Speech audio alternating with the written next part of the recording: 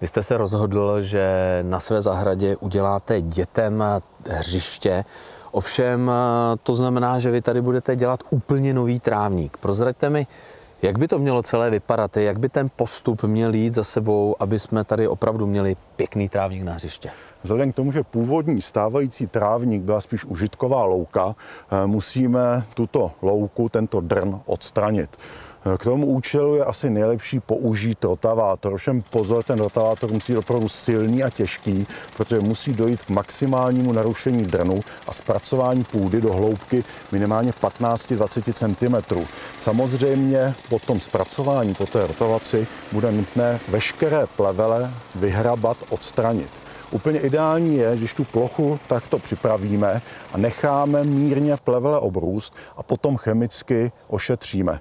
Tím dojde k dokonalému vyčištění plochy, protože to vyčištění plochy je nutné z toho důvodu, že by následně trávník se nám zapleveloval a samozřejmě ty trávy, nové trávy vyseté, by byly potlačovány stávajícím porostem. Samozřejmě musíme z pozemku odstranit i větší předměty, veškeré kameny, případně kořeny, to všechno by bylo na závadu a pak teprve pozemek dokonale připravený k osevu.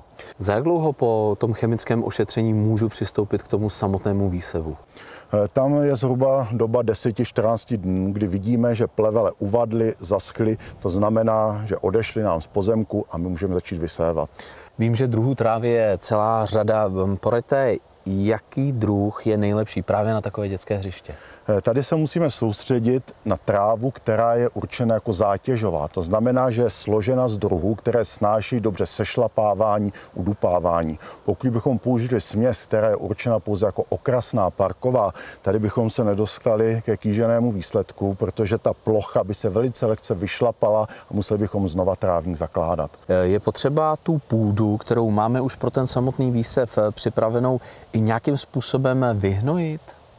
Základní hnojení by mělo být vždy. Je to z toho důvodu, že půda většinou je chudá, vyžilá, tudíž potřebujeme to osivo nastartovat, aby bylo rychle připraveno růst a tvořit dokonalou travní hmotu.